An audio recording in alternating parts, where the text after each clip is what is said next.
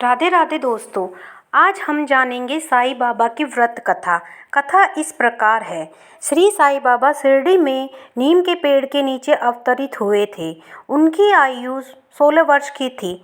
इस उम्र में भी उनके मुखमंडल पर गजब का तेज था, जिसे देखते ही स्वयं उन्हें प्रणाम करने को मन करता था। सर्दी गर्मी बरसात कुछ भी हो, बाबा वहीं रहते। लोग उनको जो कुछ भी दे जाते, उसी से वे अपना पेट भरते। सामान के नाम पर उनके पास गुरु के द्वारा दी गई कफनी, ईंट, सटका और पटका थे। एक बार किसी भक्त ने बाबा से पूछा कि आप कौन हैं। वो भक्त लोगों को इकट्ठा कर बाबा के पास गए। उन्होंने नीम के पेड़ के नीचे खुदाई करने को कहा। खुदाई के दौरान जमीन के नीचे 4 दीपक जलते हुए नजर आए। बाबा ने वहाँ 12 वर्ष तप किया था। बाबा ने बताया कि ये मेरा गुरु स्थान है, इसे इसी तरह रहने दो। इसके बाद लोग बिना कुछ कहे वहाँ से चले गए। इसके बाद बाबा वहाँ दिखाई नहीं दिए। औरंगाबाद के धूप गांव में चांद पाटिल नाम का एक मुसलमान रहता था। 2 महीने पहले उसकी घोड़ी खो गई थी। वह निराश हो अपने गांव लौट रहा था। तभी उसकी नज़र पेड़ के नीचे बैठे बाबा पर पड़ी।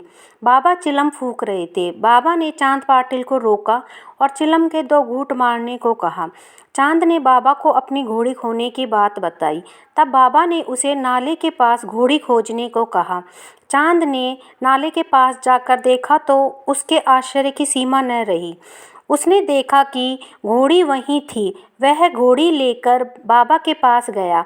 चिलम तैयार थी। बाबा ने जमीन में चिमटा मारकर उसमें से जलता हुआ अंगारा निकालकर चिलम पर रखा।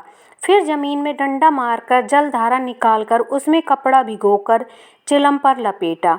बाबा चिलम के कुछ घूंट भरकर चांद को पीने को कहा। चांद पाटिल ने बाबा को आश्चर्य से देखते हुए चिलम के 2 घूंट भरे। चांद पाटिल समझ गया कि बाबा कोई सिद्ध आत्मा है। फिर उसने बाबा से अपने घर चलने को कहा। बाबा ने चांद पाटिल के घर चले गए।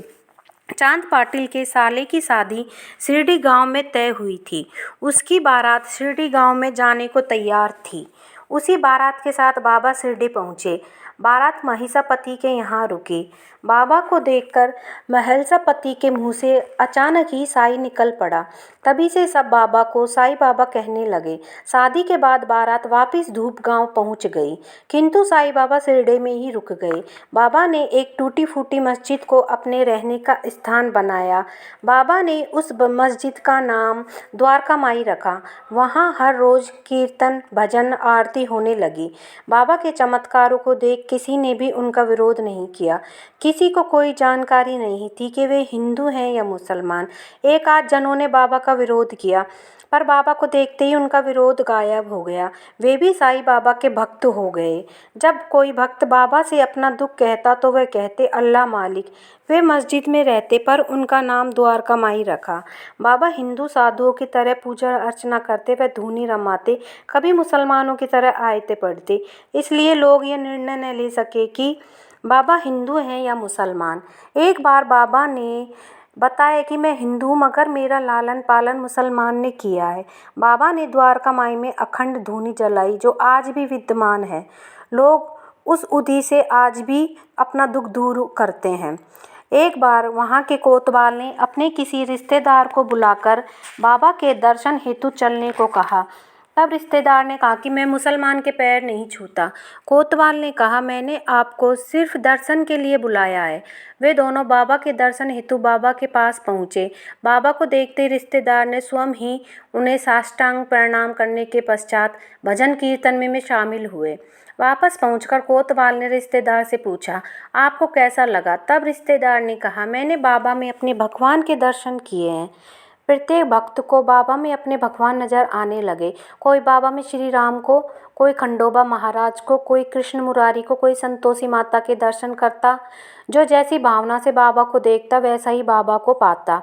बाबा के लिए भक्तगण रोज तरह तरह के भोजन लाते, पर वे सारा भोजन दर्शन के लिए आए भक्तों में बांट देते और स्वयं भिक्षा पात्र लेकर घर घर भिक्षा मांगते। भिक्षा में जो कुछ मिलता बाबा थोड़ा सेवन करते, थोड़ा गरीबों को देते तथा थोड़ा पशु पक्षियों के लिए रखते।